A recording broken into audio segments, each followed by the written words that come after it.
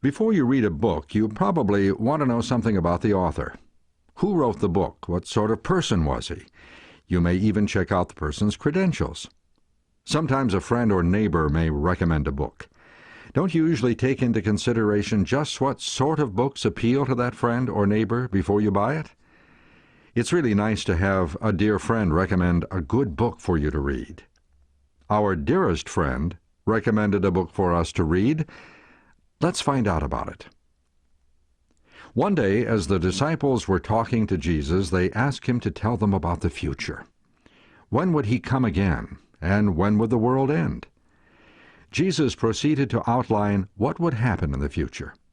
Jesus said, "Therefore, when you see the abomination of desolation spoken of by Daniel the prophet standing in the holy place, whoever reads, let him understand." Matthew 14:15. The book of Daniel is the only specific book of the Bible that Jesus recommended to help us understand what would happen in the future. It is comforting to know that God did not leave his people in the dark concerning what would come to pass that would affect their destiny. One night, as Daniel was sleeping, God gave him a dream and visions that would outline and detail the coming events as they would impact the Jewish nation. Notice that Daniel wrote down what was shown in this dream. "I saw in my vision by night, and behold, the four winds of heaven were stirring up the great sea, and four great beasts came up from the sea, each different from the other." Daniel 7:2 and 3. What could it all mean? Beasts that usually live on dry ground coming out of the sea? Let's let the Bible give us the key to unlock this symbolic prophecy. First, there is water. Revelation 17:15 says, "The waters which you saw are peoples, multitudes, nations, and tongues." In the same chapter, God tells Daniel what these beasts represent. "Those great beasts which are four kings which arise out of the earth. The fourth beast shall be a fourth kingdom on earth." Daniel 7:17 and 23. There you have it. The beasts coming out of the populated area of the earth were to represent certain nations which would come into being. Notice how he describes them. "And four beasts came up from the sea, each different from the other. The first was like a lion, and had eagle's wings. I watched till its wings were plucked off, and it was lifted up from the earth, and made to stand on 2 feet like a man, and a man's heart was given it. And suddenly another beast, a second, like a bear. It was raised up on one side, and had 3 ribs in its mouth between its teeth. And they said thus to it, Arise, devour much flesh. After this I looked, and there was another, like a leopard, which had on its back 4 wings of a bird. The beast also had 4 heads, and dominion was given to it. After this I saw in the night visions, and behold, a 4th beast, dreadful and terrible, exceedingly strong. It had huge iron teeth. It was devouring, breaking in pieces, and trampling the residue with its feet. It was different from all the beasts that were before it, and it had 10 horns. Daniel 7:3-7. What a zoo! You will notice that each of these beasts is not a regular run-of-the-mill beast. They all have some special characteristics that help you understand the vision. As Daniel reflected on his vision of the 4 beasts, he couldn't help remembering the dream of the great King Nebuchadnezzar, the great metal man. It must be a parallel prophecy, he concluded. In both dreams, the symbols used covered the 4 empires of the ancient world, starting with Babylon and ending with the coming of Jesus and the establishment of his kingdom. Let's go back and look at each of these beasts or nations as they arise out of the populated part of the earth. The first beast was like a lion and had eagle's wings. I watched till its wings were plucked off, and it was lifted up from the earth and made to stand on 2 feet like a man, and a man's heart was given to it. What could better symbolize Babylon, the first world empire, represented by the head of gold and the towering statue, than a lion, the king of the beasts, and one of the symbols used by the ancient Babylonians themselves to represent their empire? Visitors to the excavated ruins of Babylon today can see lion-shaped bas-reliefs on baked brick walls and monuments, often with eagle wings. As the lion is noted for its strength and conquest, King Nebuchadnezzar's military conquests were unsurpassed. The rapidity with which Babylon gained power and spread its empire is appropriately symbolized by the eagle's wings. Notice that God uses the same symbol of a lion to represent Babylon. A lion has come out of his lair. A destroyer of nations has set out. He has left his place to lay waste your land. Jeremiah 4:7. The proud, pompous king of Babylon envisioned his kingdom lasting forever. He apparently gave no thought to the idea that any other nation would ever rule the world. He inscribed on the bricks of his buildings, "May it last forever." However, God said the wings of the lion would be plucked and a man's heart would be given it. In other words, Babylon would become so weak that it would no longer have the courage and boldness of one possessing a lion's heart.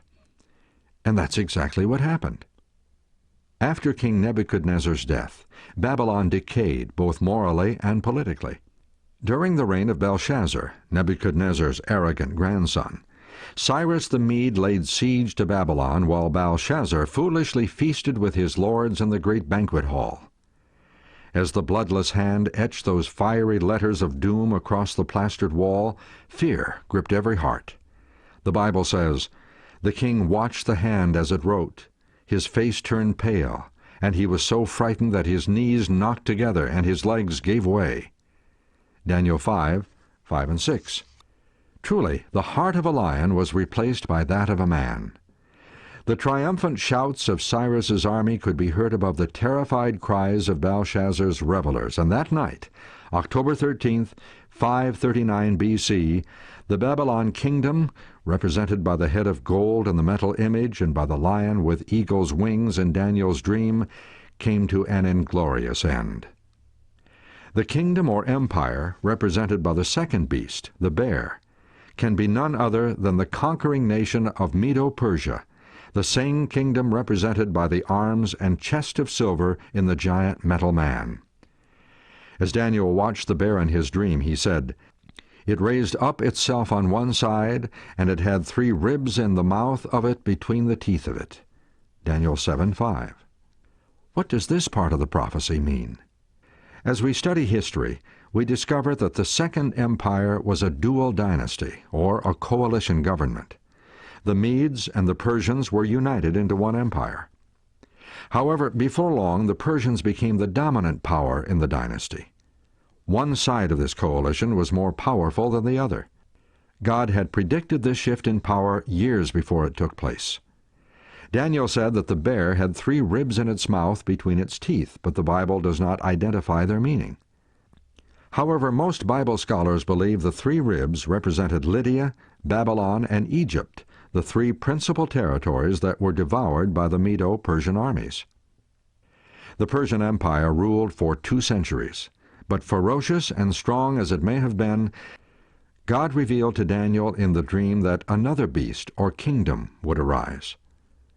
Lo, another like a leopard, which had upon the back of it 4 wings of a fowl. The beast had also 4 heads, and dominion was given to it. Daniel 7:6. Just as a slow-moving bear proves no match for the agile leopard, so the Persian armies were unable to defend themselves against the swift advances of Alexander the Great. In Nebuchadnezzar's prophetic dream, the bronze belly and thighs of the image represented the Third World Empire of Greece, and so does the leopard in Daniel's dream. The 4 wings describe the great speed of Alexander's conquests. He defeated Darius III of Persia in the Battle of Arbela in 331 B.C., thus becoming in less than 12 years the ruler of the most extensive empire the world had ever known. The leopard's 4 heads represent the 4 divisions of Greece. 4 kingdoms shall stand up out of the nation, Daniel 8:22. The New International Version states it this way: 4 kingdoms will emerge from this nation, but will not have the same power. History tells us that the Grecian Empire did indeed divide into 4 parts. Alexander died of a raging fever at the age of 32, just 7 years after his great victory at Arbela. Even before he was buried, a bloody 22-year power struggle began, first among his relatives and later among his military leaders. Finally, 4 of Alexander's generals gained control of the empire. Now the leopard beast, or Greece, had 4 heads: Cassander, Lysimachus, Ptolemy, and Seleucus. Most people have trouble keeping one head going in the right direction. What do you suppose would happen if he had 4? Chaos. Each head trying to be number 1.